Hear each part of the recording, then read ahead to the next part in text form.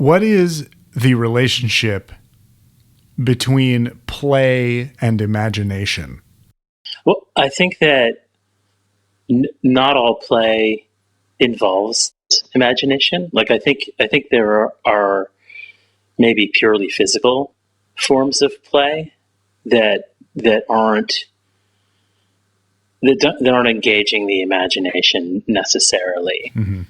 But I was and am a, a really imaginative person, and so that's always been a kind of play that just has delighted me and been obvious to me, and um,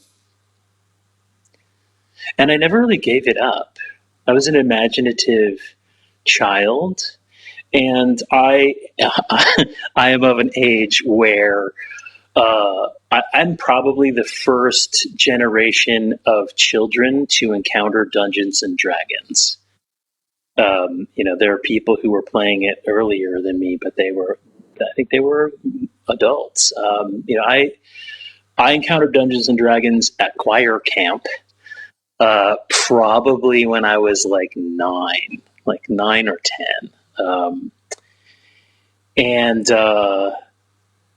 and so I was still at an age where I was engaged in imaginative play with my friends, right?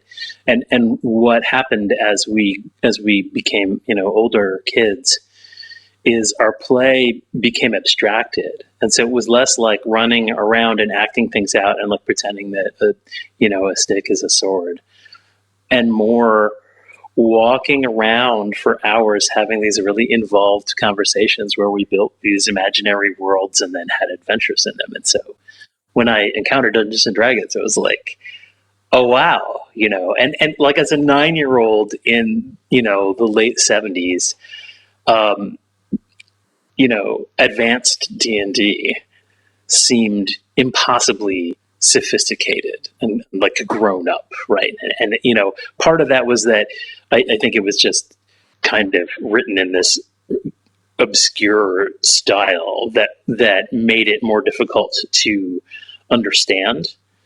And so I projected, tremendous grown up sophistication onto it that I was there partially, but I think I gave it more credit as a kid than maybe it deserved.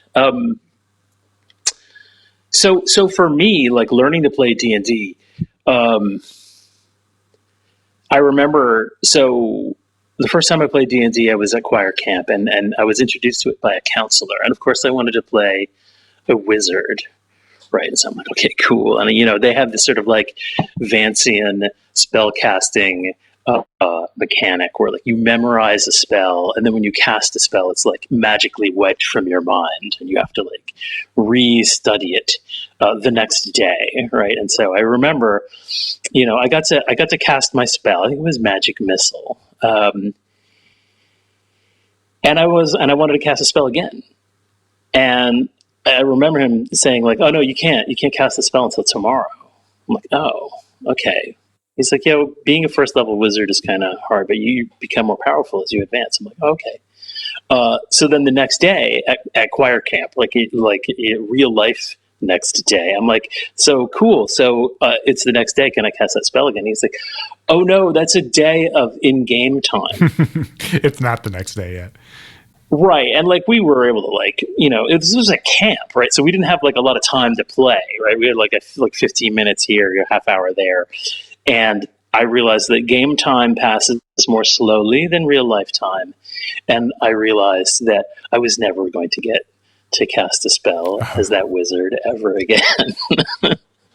And that's why I had to get D&D, right? Because I just like, I want to do this thing.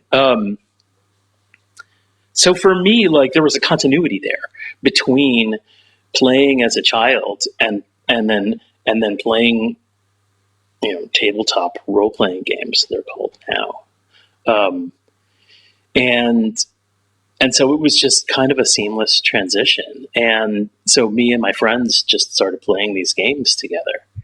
And we never stopped. I mean, we did stuff. We kind of put things on pause when we became adults, right? And like adulthood started demanding all this time and attention.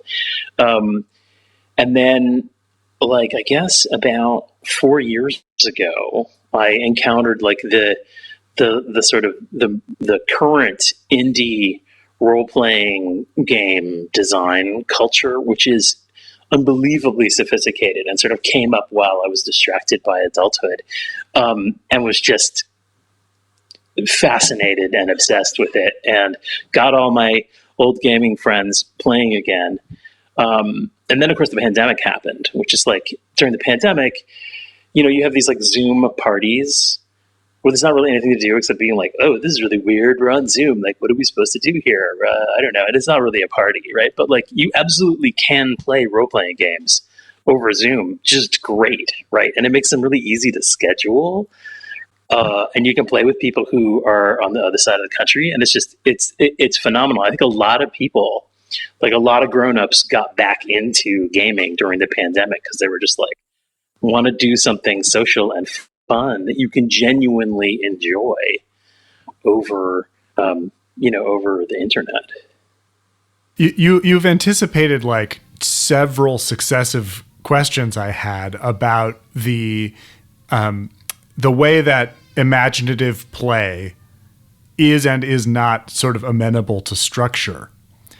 And this is something that I've sort of always wondered about big RPG people, because it seems like there are, I mean, like, I know the sort of general like artistic principle that like constraints are good, and you can't just like paint on a blank canvas, with no rules and expect something like that has any kind of process. Like the materials that you have make the piece come true or something. But the when I think back to when I was a kid doing imaginative play on the playground, I sort of like relished the ability to do whatever I wanted. And then like when these RPGs came in, I'm a little bit younger than you, like there were RPGs, the revised Star Wars RPG was the one that dropped when I was a kid. And that really made a big deal. But we always found ourselves pushing against the game. And I want to hear about what that's like for you, because it feels also connected to what you just said about Zoom and adulthood and like all of the constraints around playing. Like you've found a way to play the game within the constraints of the constraints. So tell me about play and constraints. Yeah. Wow. Okay. So constraints are really interesting. So first of all, we did play role playing games without rules all the time, and for some reason this was called Gag Dungeons. I don't know why that game was named that, but that's what it was named, and that's a role playing game that has no rules, and you play it while walking around. You need no rules, you need no dice, you need no equipment. The other thing we did is we did a lot of like collaborative creative writing projects. Cool. Where we would write in like spiral bound notebooks and like pass them to each other between classes, and just, write a section as sort of this like exquisite corpse of bizarre, trans-dimensional magical fantasy adventure, which is like unspool. But rules are important, right? The rules bring a third. So the sort of the classical like structure of a tabletop role playing game is there is a dungeon master, right? There are players, and there are the rules, right? And so maybe like setting too. Like setting is kind of part of rules, and so you've got three things. You've got each player has a character that they're responsible for, saying what that character does. And then the dungeon master or game master is responsible for like narrating the setting and also talking about what the consequences of those actions are. So like the game master might be like, oh, you're in this room and there's a box on a table, and player Bob is like, playing a thief named Ted, and he's like, well, I go over and open the box, right?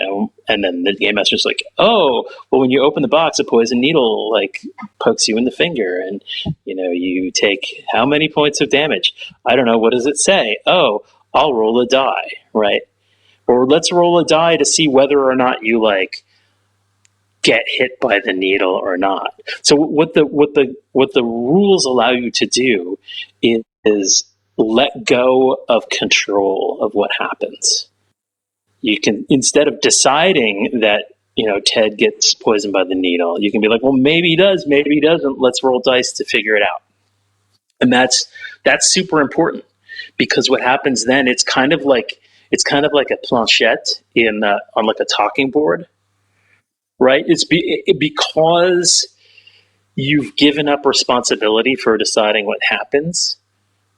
It opens a door for magic, for unpredictability to enter the story, and that like enlivens the story, because it means that it doesn't belong to any one person.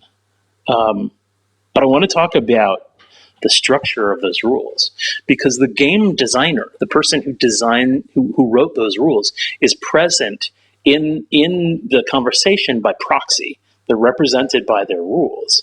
There's actually 4 players then, right? There's four elements. There's like the game master, the players, the rules, and then chance, right? And some games have no chance, some games have no game master, blah, blah, right? There's all these like permutations playing with that formula.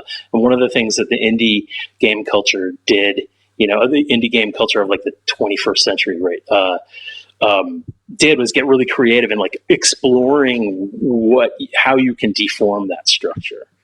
And one of the things that came up that really I found electrifying was a shift from what I call simulationist rules to narrativist rules, right? And so the game that we were playing as teenagers was actually not Dungeons and Dragons. It was a game called GURPS, which is not a great name.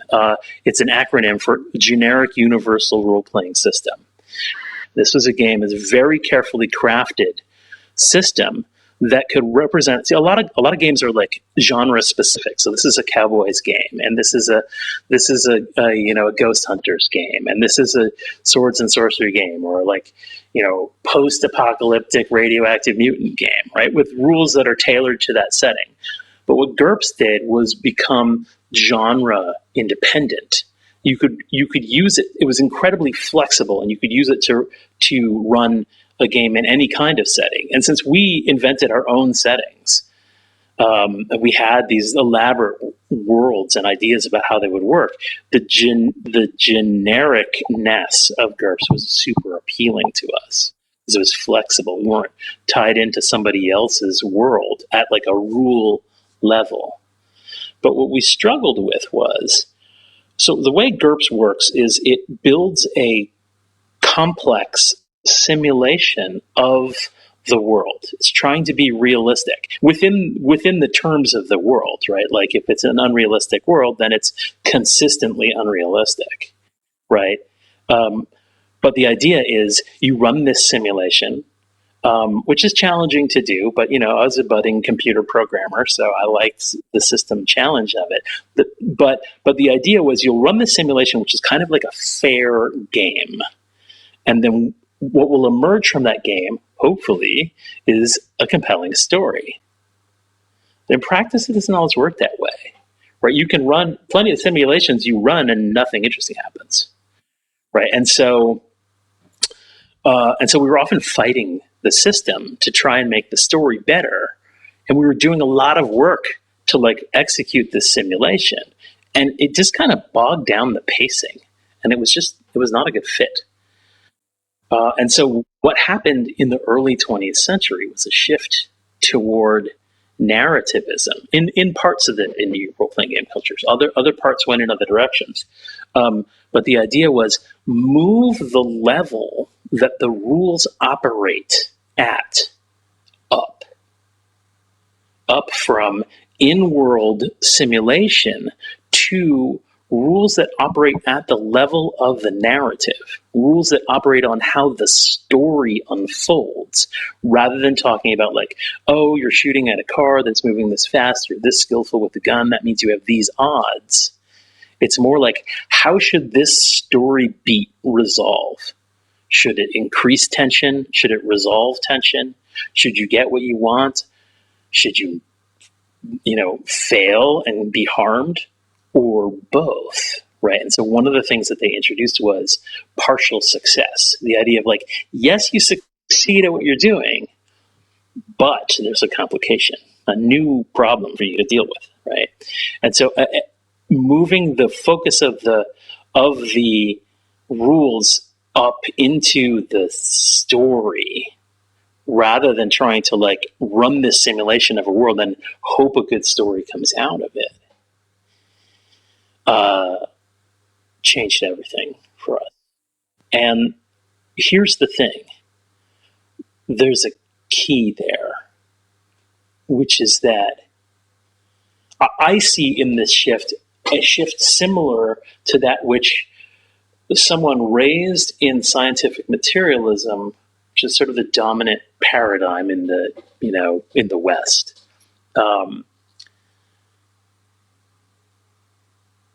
They have to go through a similar shift to find magic. In other words, shift your focus from simulation, the in-world, the scientific model that you inhabit, and instead start looking at the story. What if your life was a story? And it's not. I mean, your life is not a story any more than your life is a mechanical simulation. But if you pick up the lens of your life as a story, what rules might obtain in the story? What rules might apply to the story instead of the rules that apply to the simulation? Very interesting direction. And the thing that I mean, you immediately said your life is not a story. Like, what if your life were a story, but it's not? And I was gonna ask you to answer that question. And I think what I want to know is more about why that works if it's an illusion.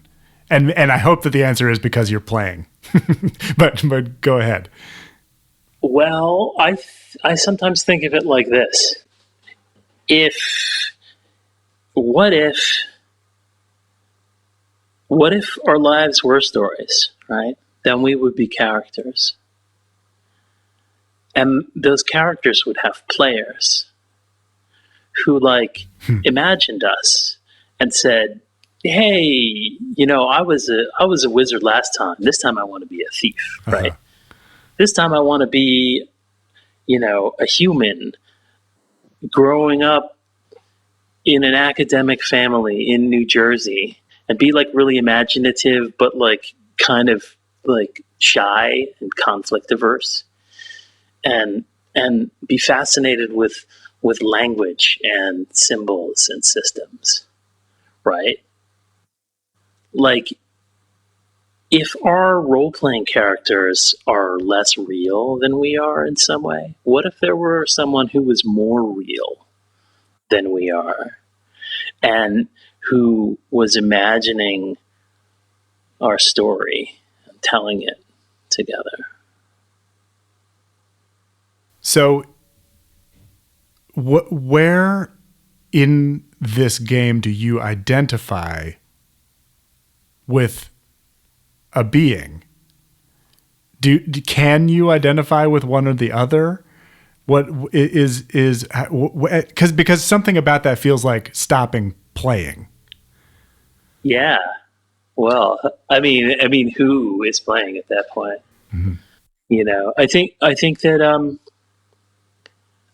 so the thing is, you can turn around and you can start to imagine who might be playing you. and what they might be like.